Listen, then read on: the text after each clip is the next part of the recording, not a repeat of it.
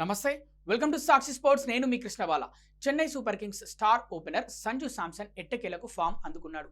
వరుసగా 3 మ్యాచ్ల్లో తీవ్రంగా నిరాశపరిచిన సంజు 4వ మ్యాచ్లో పరుగుల విధ్వంసం సృష్టించాడు. ఢిల్లీ క్యాపిటల్స్తో చెన్నై వేదికగా జరిగిన మ్యాచ్లో విధ్వంసకర శతకంతో చెలరేగాడు. 56 బంతుల్లో 15 ఫోర్లు, 4 సిక్స్లతో 115 పరుగులతో అజేయంగా నిలిచాడు. తాజాగా కేకేఆర్తో జరిగిన మ్యాచ్లోనూ 48 పరుగులతో సిఎస్కే తరఫున హైయెస్ట్ స్కోరర్గా నిలిచాడు. 2026 టీ20 ప్రపంచ కప్ విధ్వంసకర బ్యాటింగ్తో భారత్ విజయంలో కీలక పాత్ర పోషించిన సంజు శాంసన్ ఐపీఎల్లో ఆ జోరును కొనసాగించలేక తీవ్ర విమర్శలు ఎదుర్కొన్నాడు. కానీ ఈ విమర్శలకు తన బ్యాట్తో బదులిచ్చాడు. విధ్వంసకర శతకంతో నోళ్లు మూయించాడు.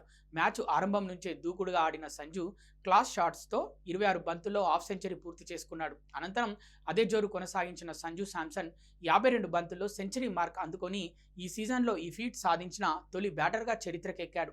సంజు విధ్వంసకర శతకానికి ఫిదా అయిన ఫ్యాన్స్ చేట నువ్వు సూపర్ అని కామెంట్లతో హోరెత్తించారు.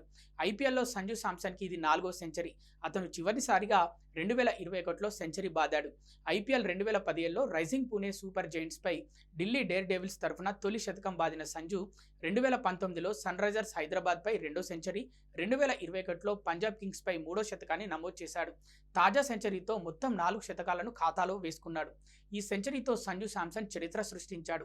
చెన్నై సూపర్ కింగ్స్ తరఫున సెంచరీ బాదిన తొలి వికెట్ కీపర్గా నిలిచాడు. మహేంద్ర సింగ్ ధోనికి సాధ్యం కాని ఈ రికార్డును సంజు శాంసన్ అందుకున్నాడు. అంతేకాకుండా 3 వేర్వేరు ఫ్రాంచైజీల తరఫున సెంచరీ బాదిన తొలి ప్లేయర్గా సంజు శాంసన్ చరిత్రకెక్కాడు. Delhi daredevils, Rajasthan royals, CSK తరఫున శతకాలు నమోదు చేశాడు.